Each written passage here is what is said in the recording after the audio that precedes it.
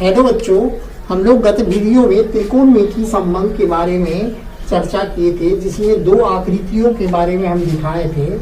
तो त्रिभुज ये माइंड में बैठा लेना है, इसके बारे में हम पहले भी कई बार चर्चा कर चुके हैं। जैसे एक समकोण त्रिभुज है जिसमें एक कोण 60 डिग्री और एक कोण 30 डिग्री। ये 60 होने से ये 30 होगा ही, क्योंकि दोनों का जोड़ 90 डिग्री होता है। इसी तरह समकोण त्रिभुज में एक कोण 45 डिग्री है तो दूसरा भी 45 डिग्री, और ये दोनों कोण बराबर होता है। ये होने से ये एक होता है और कर्ण √2 होता है। तो ये आकृति को अपना माइंड में बैठा लेने के बाद हम कोई भी इस तरह के क्वेश्चन को हल कर सकेंगे। जैसे मीनार की ऊंचाई ज्ञात करना हो।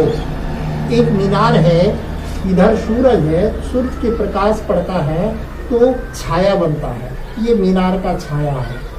एन मीनार की छाया है। मान लीजिए मीनार की छाया जो बनता है इसकी लंबाई है 60 मीटर। अब मीनार की ऊंचाई क्या है? ये 30 डिग्री कोण के साथ बनता है।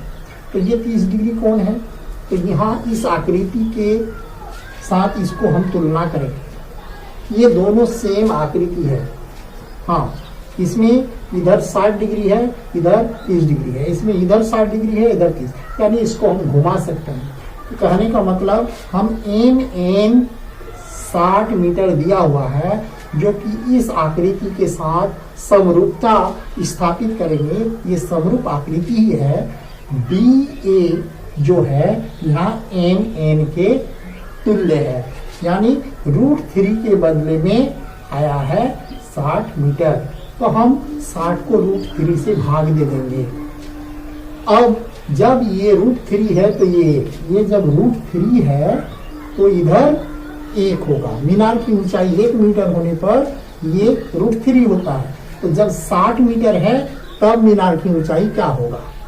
तो हम √3 की तुलना में ये कितना गुना बढ़ा हुआ है, तो √3 से इसको भाग देंगे।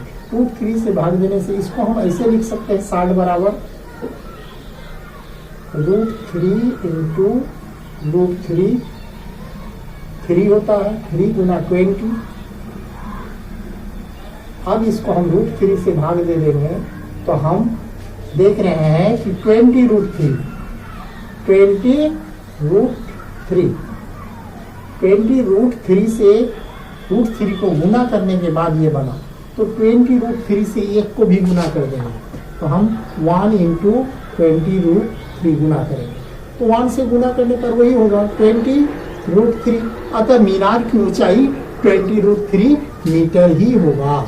इस तरह से हम इसका मान निकाल सकते हैं। मान लीजिए ये कर्ण है, तो यहाँ पर 2 है, तो 2 के बदले में बना है, तो इस संख्या को हम 2 से गुना कर लेंगे। तो क्या हो जाएगा? 2 गुना 20 √3 बराबर 40 √3 मीटर। तो ये कर्ण जो है ये 40 √3 मीटर होगा। इस प्रकार की कोई भी समस्या हो, कोई भी क्वेश्चन हो, आपके दिए गए 10th क्लास के प्रश्नावली में से सारा हिसाब को आप ये दोनों आकृति को माइंड में बैठाकर हल कर सकते हैं। क्योंकि जितने भी क्वेश्चन है उसमें उन्नयन कोण या अवनयन कोण दिया होता है, और उस कोण का मान अक्सर 45 डिग्री, नहीं तो 60 डिग्री, नहीं तो 30 डिग्री दिया रहता है। अतः ये 3 कोण से संबंधित आकृति ये दोनों ही हमारे लिए बहुत ही महत्वपूर्ण है। अतः आप इस आकृति को अपना माइंड में जरूर बैठा ले और त्रिकोणमितीय अनुपात को आप आसानी से हल कर सकते हैं, जैसे इस आकृति को। फिर से हम देख रहे हैं इसको एक बार। मान लीजिए मीनार की ऊंचाई दिया हुआ है। मान लीजिए मीनार की ऊंचाई 50 मीटर है और ये छाया बनता है 30 डिग्री कोण के साथ, जिस छाया की लंबाई हमको मालूम नहीं है, वह x मानते हैं। तो x का मान हमको ज्ञात करना है। और यहाँ हमको कर्ण, ये जो यहाँ छोर से यहाँ जो छाया पड़ता है उसके सिरे से यहाँ की दूरी कितना होगा, ये डिस्टेंस भी हम निकालेंगे।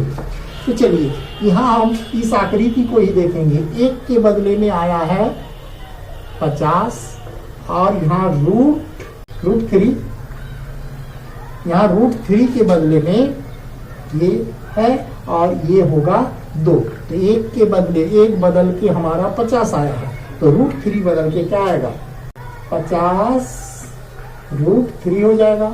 ये आधार के साथ हम इसको भी गुना करेंगे तो 2 गुना 50 मीटर बराबर 100 मीटर होगा।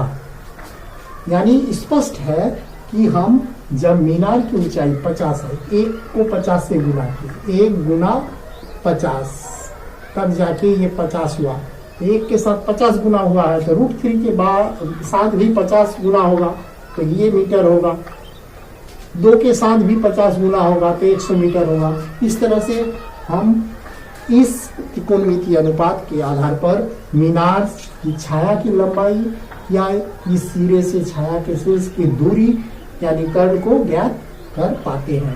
और एक उदाहरण देख लेते हैं।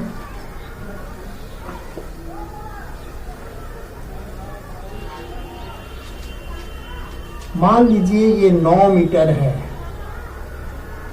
तो देखिए ये 9 मीटर रूट 3 के बदले में आया है तो कितना गुना हुआ है 9, रूट 3 को कितना गुना करके बना है, यानी रूट 3 से इसको भाग देंगे तो हम इसको 3 गुना 3 लिख सकते हैं, बटा रूट 3 से भाग देंगे तो इसको हम ऐसे भी लिख सकते हैं 3 इंटू रूट 3 करेंगे और रूट 3 से भाग देंगे तो रूट 3 कट जाएगा तो 3 रूट 3, ये 3 रूट 3 से गुना करके बना है तो एक ये है तो एक को भी हम 3 रूट 3 से गुना कर देंगे तो 3 रूट 3 मीटर हो जाएगा मीनार की ऊंचाई। ये कर्ण क्या हो जाएगा, ये हम देख रहे हैं 2 है, ये 2 के बदले में बना है तो 2 गुना हो जाएगा किसका 3 रूट 3 इंटू 3 रूट 3 तो 6 रूट 3 ये इतना मीटर हो जाएगा। तो जब मीनार की ऊंचाई 3 रूट 3 तो इसकी छाया हो जाएगा 9 मीटर और ये कर्ण हो जाएगा 6 रूट 3 मीटर। इस तरह से हम कोई भी त्रिकोणमितीय अनुपात आसानी से बना सकते हैं।